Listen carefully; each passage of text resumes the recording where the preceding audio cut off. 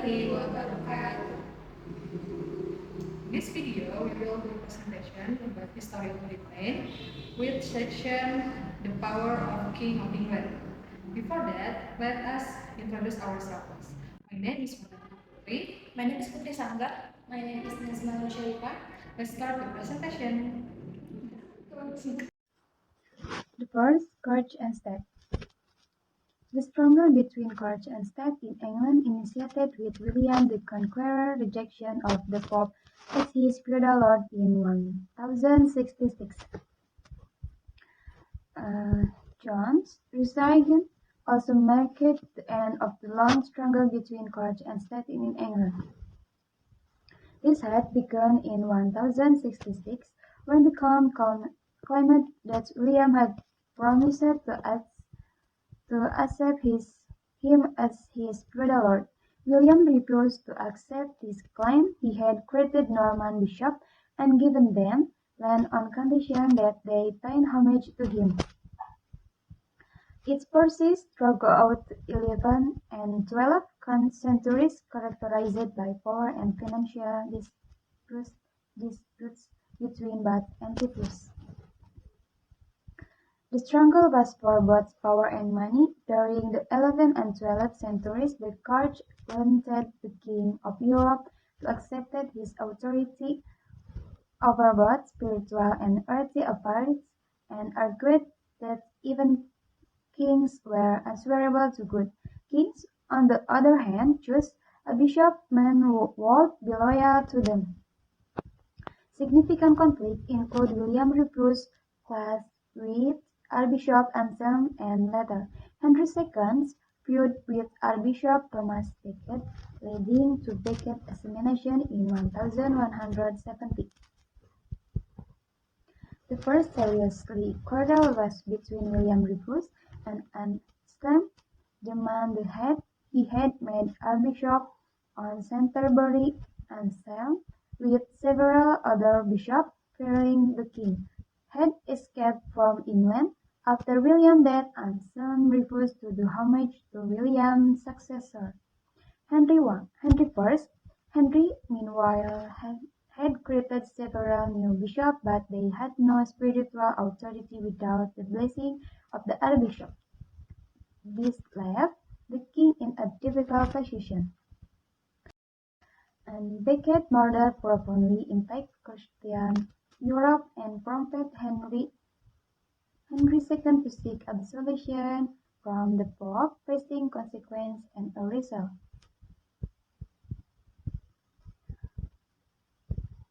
Henry was very angry, and for Knights who heard him speak out went to Canterbury to murder Becket. They killed him in the holiest place in the cathedral, on the altar step. All Christian Europe was shocked, and Thomas Becket became a saint of the church for hundreds of years afterward. People not only from England but also from Europe traveled to Canterbury to pray at Becket's grave. Henry was forced to ask the Pope's forgiveness. Henry II managed to retain support from the nobles, lessening the severity of repercussion. Uh, of repercussion.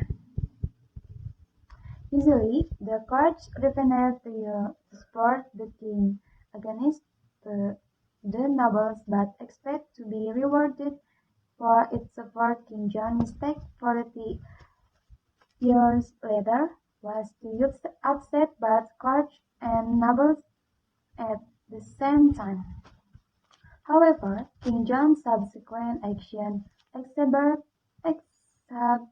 exacerbated tension with both the court and nobility simultaneously, with further straining relations.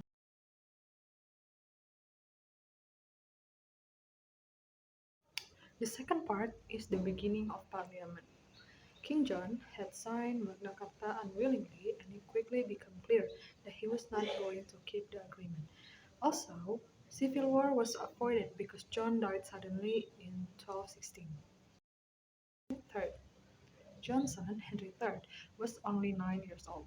During the first 16 years as king, he was under the control of powerful nobles and tied by Magna Carta. Henry was finally able to rule for himself at the age of 25. He spent his time with foreign friends and became involved in expensive wars, supporting the Pope in Sicily, also in France. Henry's heavy spending and his foreign advisors upset the nobles. Once again, they act as class under the leadership of Simon de Montfort, Earl of Leicester.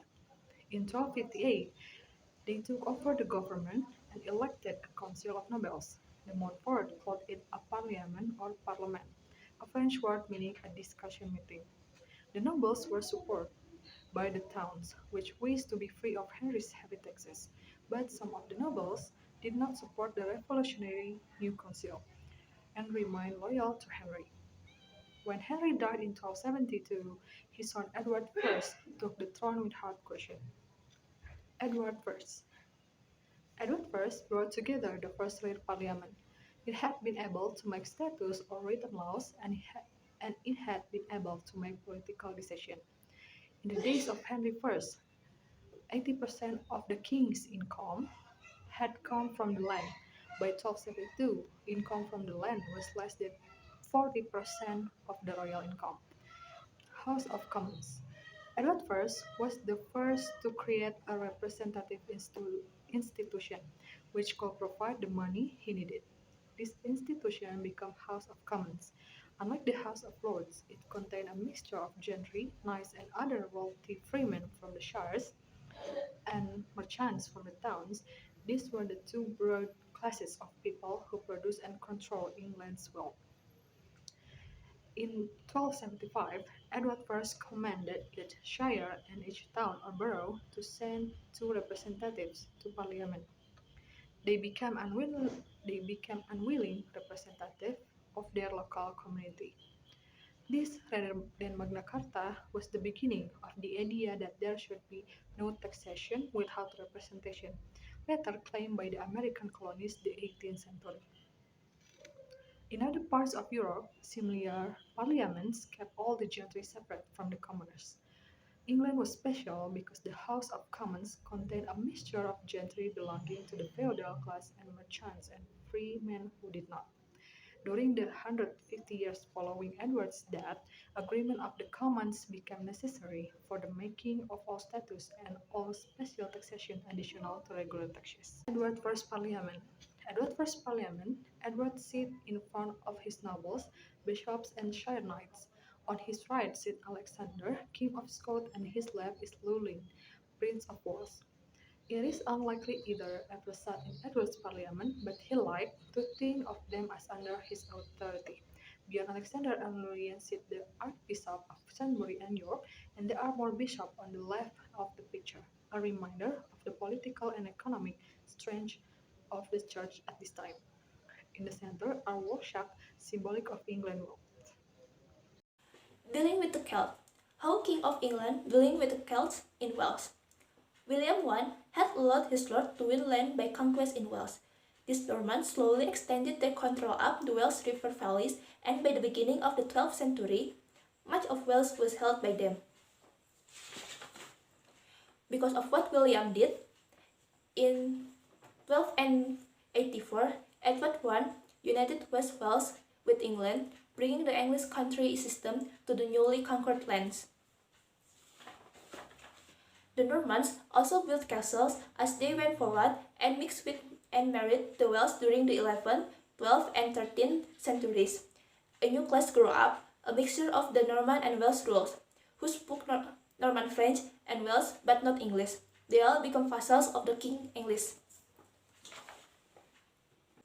The only Welsh who were at all free from English rule lived around Snowdon, the wild mountainous area of North Wales. They were led by Llewellyn ap Gruffydd, Prince of Gwynedd. Llewellyn tried to become independent of the English. Because of that, Edward was determined to defeat him and bring Wales completely under his control. In 1282, Llewellyn was captured and killed. With that, Edward then began a program of castle building which was extremely expensive and took many years to complete.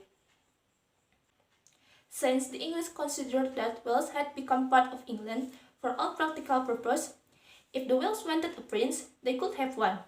At a public ceremony at Caernarfon, Edward I met his own baby son, later Edward II, Prince of Wales. In Ireland, Edward I took as much money and as many men as he could for his wars against the Welsh and Scots. As a result, Ireland was drained of its wealth. By 1318, Ireland was able to provide the English king with only one-third of the amount it had been able to give in 1272. In 1169, Ireland had been conquered by Norman lords. They had little difficulty in defeating the Irish king and tribe.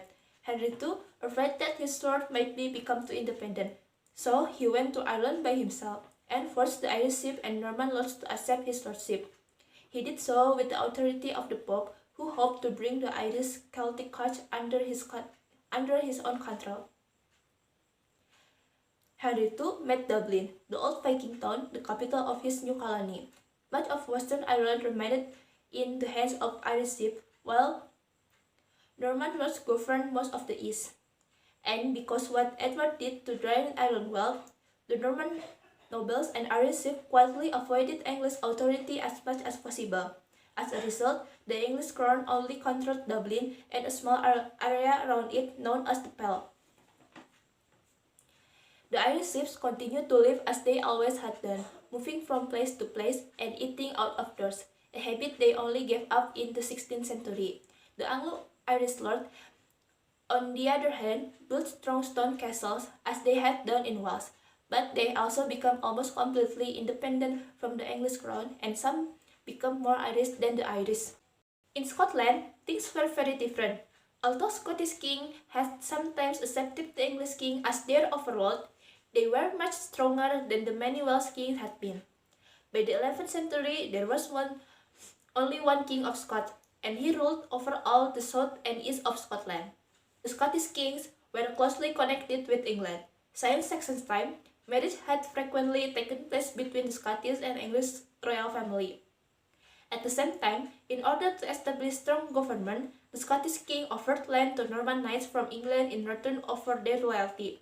Scotland followed England in creating a feudal state. However, the feudal system did not develop in the Highlands, where the tribal clan system continued. In 1290, a crisis took place over the succession to the Scottish throne.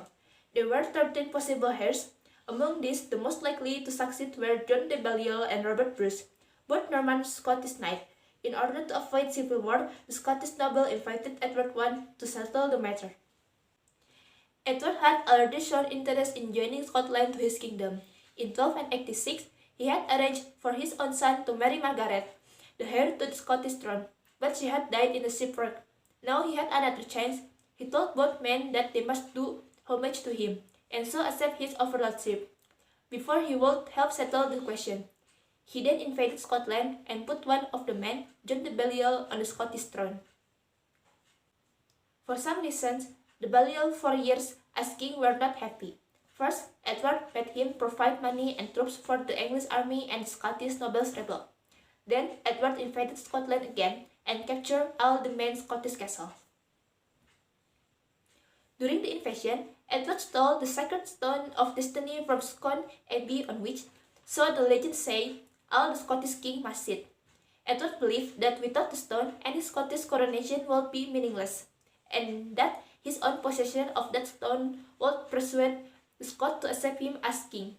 However, neither her nor his successor became kings of Scots, and the Scottish kings managed perfectly well without it. Because of Edward's treatment, the Scots created a popular resistance movement. At first, it was led by William Wallace, a Norman Scottish knight. But after one victory against an English army, Wallace's People's Army was itself destroyed by Edward in 1297. It seemed as if Edward had won after all. He captured Wallace and executed him, putting his head on a pole on London Bridge. Edward tried to make Scotland a part of England, as he had done with Wales. Some Scottish nobles accepted him, but the people refused to be ruled by the English king. Scottish nationalism was born on the day Wallace died. A new leader took up the struggle. This was Robert Bruce, who had competed with John de Balliol for the throne. He was able to raise an army and defeat the English army in Scotland. Edward I gathered another great army and marched against Robert Bruce, but he died on the way north in 1307. On Edward's grave were written the words, "Edward, the hammers of the Scots." He had intended to hammer them into the ground and destroy them, but in fact he had hammered them into a nation. Robert had time to defeat his Scottish enemies and make himself accepted as King of the Scots. After his father's death, Edward II turned back to England. He then began to win back the castles still held by the English. When Edward II invaded Scotland in 1314 in an effort to help the last English-held castles, Robert destroyed his army at Bannockburn near Stirling. 6 years later, in 1320, the Scots clergy meeting at Arbroath wrote to the Pope in Rome to tell him that they would never accept English authority. It said, "For as long as even 100 of us remain alive, we will never consent to subject ourselves to the dominion of the English." That's all for today. Sorry if there is a mistake. If you have some question, and don't forget to ask question. Thank you. Assalamualaikum warahmatullahi wabarakatuh. Yay.